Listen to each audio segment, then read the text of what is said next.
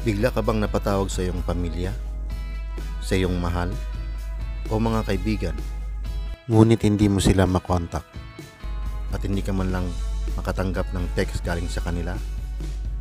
So yan po ay dahil sa expired na Emirates ID na gamit mo.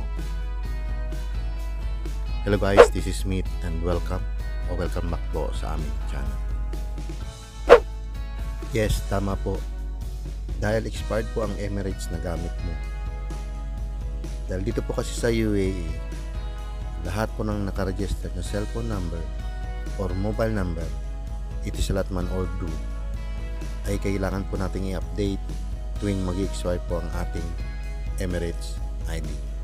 Lahat po kasi ng nakaregistered na mobile number dito ay under ng Emirates ID.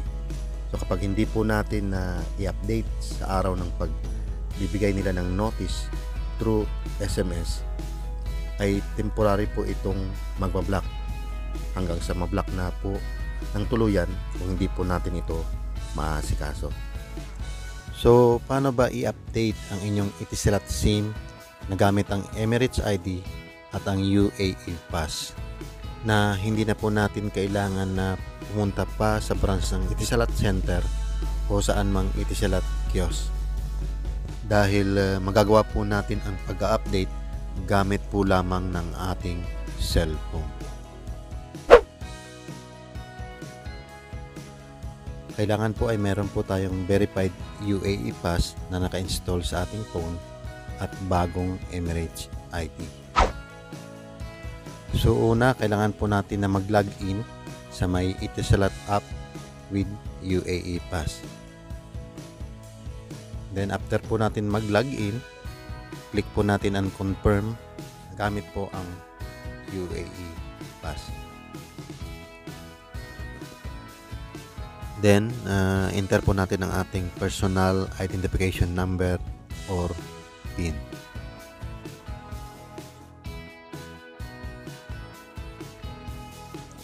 So ayan, loading na po siya.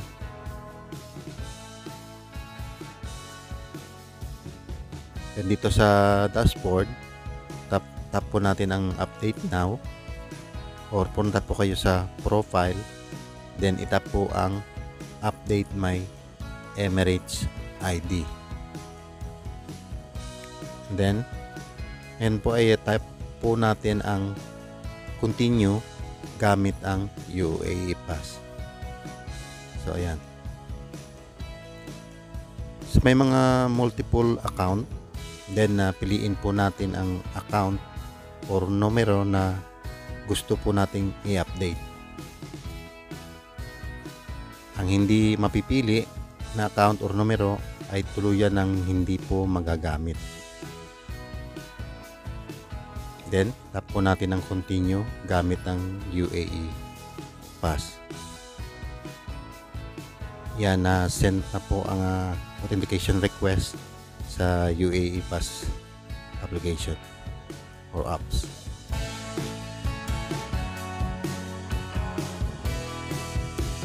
Then i-on po ang I consent to share this information.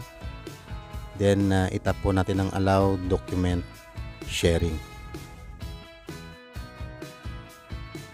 Then i-enter po natin ang ating PIN.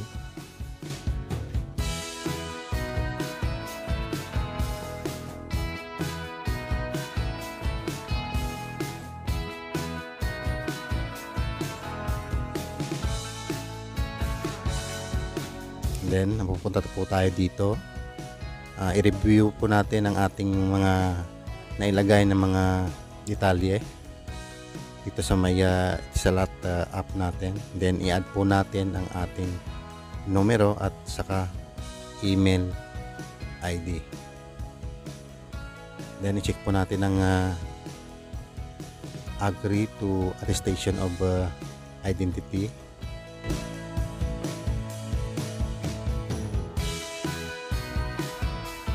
And submit. So ayan, submitted na po ang Emirates ID update request natin. So mag-aantay po tayo niya ng 12 to 24 hours para ma-process po ang ating request. Then, i-notify po nila tayo through SMS kung pwede na po natin magamit ang ating SIM card. So, ayan, we're done. Naset na po natin lahat.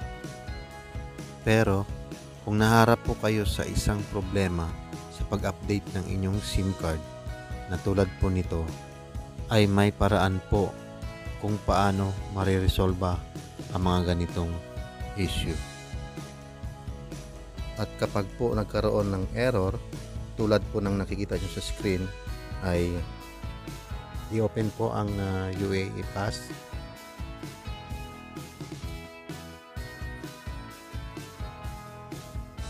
At punta po kayo sa notification.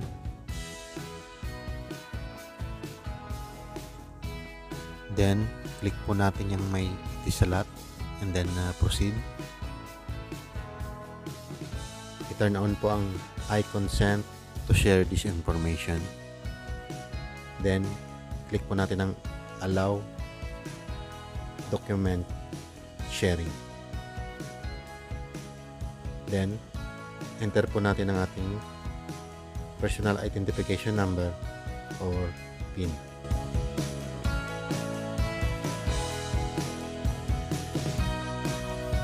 Then, tap po natin ang request document or Emirates ID. Then, tap po natin ang Federal Authority for Identity Citizenship. Ayan. Then, tap po natin ang button next. Sunod po sa Emirates ID.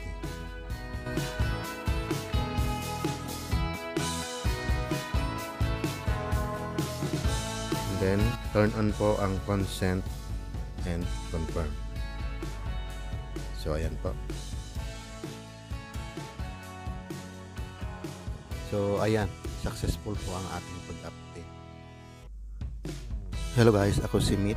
At sa channel po na ito ay gumagawa po kami ng random videos na hango po sa aming karanasan sa pagdiscover ng iba't ibang lugar at magagandang tanawin. At sa iba pa naming mga videos ay nakakapagbigay po sa inyo ng idea, tips, impormasyon at kaalaman at entertainment. So kung interesado po kayo sa mga ganitong content ay feel free po kayong bisitahin ang aming channel at i-check po ang aming mga videos. Ayan guys, sana'y nakatulong ang video na ito at kung nakatulong ay pakihit po ng like at mag-share, comment at mag-subscribe at i-hit ang all notification bell para ma-notify po kayo sa lahat po ng aming video na i-upload. Thanks for watching. Mag-ingat po tayong lahat and God bless. See you on the next one.